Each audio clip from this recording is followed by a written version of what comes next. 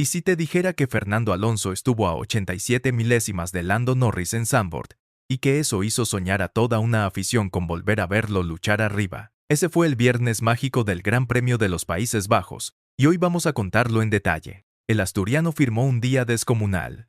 Colocó al Aston Martin como segundo coche más fuerte de la parrilla, solo detrás de un McLaren intratable.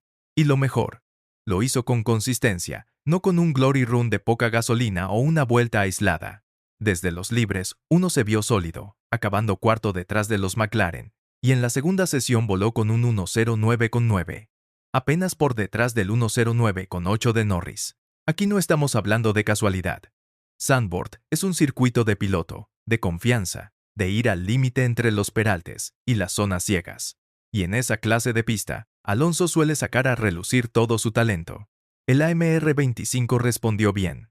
Estable en los neumáticos, buena tracción en la salida de curvas y sobre todo, un Alonso con la confianza suficiente para trazar al milímetro donde otros patinaban o se salían. Para entender la magnitud, pensemos en los rivales. Hamilton tuvo un trompo más. Los Ferrari sufrieron con la tracción y la entrada en curva. Stroll acabó en la grava. Incluso Verstappen, en casa, no encontró ritmo. Quedó a más de medio segundo del crono de Alonso. El viernes dejó dos certezas. McLaren está fuerte, pero Aston Martin también. Y claro, esto despierta preguntas. ¿Es real esta mejora? ¿Es un espejismo de viernes o un síntoma de que Aston Martin, tras el parón de verano, ha encontrado aire fresco en el desarrollo? Recordemos, el equipo verde comenzó fortísimo en 2023, con podios seguidos, pero luego se estancó. Ahora, tras meses de altibajos, parece que han vuelto a dar un paso al frente. La narrativa aquí es clara. Alonso sueña en grande. No hablamos necesariamente de una pole porque McLaren aún parece tener décimas guardadas, pero sí de un podio realista. Y para un equipo que llevaba semanas entre dudas, ese es un salto enorme. No olvidemos que la zona media es brutalmente ajustada.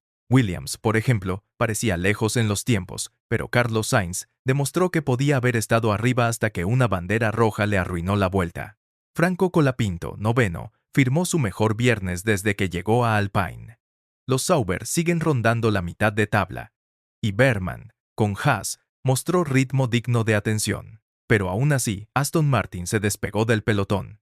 Y la razón tiene nombre y apellido, Fernando Alonso. Con trazadas imposibles en el tercer sector, con un ritmo más constante que el de Stroll que acabó en la barrera y con la capacidad de maximizar cada milímetro del circuito. Aquí entra lo interesante. Alonso está escribiendo el segundo acto de su viaje del héroe. El veterano que parecía condenado a pelear por migajas vuelve a mostrar que todavía tiene pólvora. Con 43 años, sigue siendo el piloto capaz de poner un coche en sitios donde nadie más puede. Y ese viernes en Zandvoort fue una prueba más.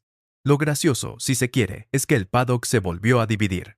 Los escépticos repitieron el mantra de «Es solo viernes, no cuenta», mientras que los entusiastas se ilusionaron con la idea de ver a Alonso peleando por un podio más. Como siempre, la Fórmula 1 se mueve entre la cautela y el sueño. En ese contexto, McLaren confirmó que está en modo titán.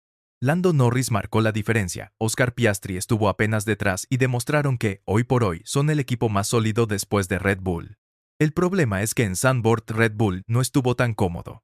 Y eso abre la puerta a un fin de semana loco. Ferrari, por su parte, volvió a mostrar inconsistencia. Leclerc estuvo perdido en la tarde. Hamilton, sí. Hamilton, que sigue sufriendo con Mercedes, terminó por delante suyo. Y Carlos Sainz quedó atrapado por la mala suerte.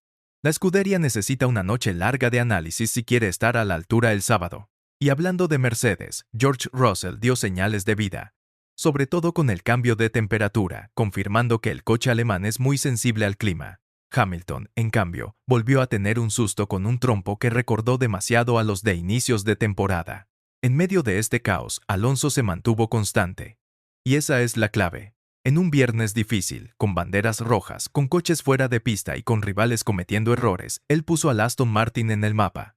En términos estratégicos, lo visto en Zandvoort abre un escenario emocionante para la clasificación. Si McLaren mantiene su ritmo, la pole será de Norris o Piastri. Pero Alonso podría colarse en la segunda fila. Y en carrera, con gestión de neumáticos y ritmo constante, un podio es perfectamente posible. Y aquí hago una pausa para decirte algo importante. Si disfrutas de este tipo de análisis lleno de detalles, rumores y lecturas entre líneas, suscríbete a Crónicas del Paddock F1. Así no te pierdes ninguna de estas historias apasionantes de la Fórmula 1. Sigamos. Porque lo de Alonso también tiene un valor simbólico. Zandvoort es territorio Verstappen. Aquí, el público neerlandés convierte cada vuelta de Max en un espectáculo naranja. Y sin embargo, el viernes quien se robó las miradas fue un asturiano que ya lleva más de 20 años en la Fórmula 1. Eso habla de su vigencia, de su capacidad para desafiar la lógica del tiempo. El héroe veterano, contra todo pronóstico, sigue encontrando momentos para brillar. Y no es poca cosa estar a menos de una décima de Lando Norris, uno de los jóvenes más rápidos y talentosos de la parrilla actual. Es casi un choque de generaciones, el futuro contra el eterno presente. Por supuesto, queda la gran incógnita. ¿Será suficiente para pelear el domingo? Aston Martin aún tiene limitaciones, sobre todo en ritmo de clasificación pura. McLaren y Red Bull probablemente guarden un extra. Pero en carrera, con el talento de Alonso y una estrategia inteligente, cualquier cosa puede pasar. Al final, el viernes del Gran Premio de Países Bajos nos dejó una verdad clara. Alonso sigue soñando en grande. Con cautela, sí, porque él mismo lo sabe, pero con la ilusión intacta. Y cuando Fernando tiene esa chispa, nunca se lo puede descartar. Así cerramos esta entrega de Crónicas del Paddock F1. El asturiano volvió a encender la esperanza y nos recordó que la Fórmula 1, más allá de los datos y estadísticas, también se vive desde la emoción. Pero no se despeguen, porque en el próximo episodio hablaremos de un protagonista inesperado que está empezando a cambiar el guión de la temporada y que amenaza con mover las piezas del paddock, porque en Fórmula 1 lo único seguro es que nada está escrito.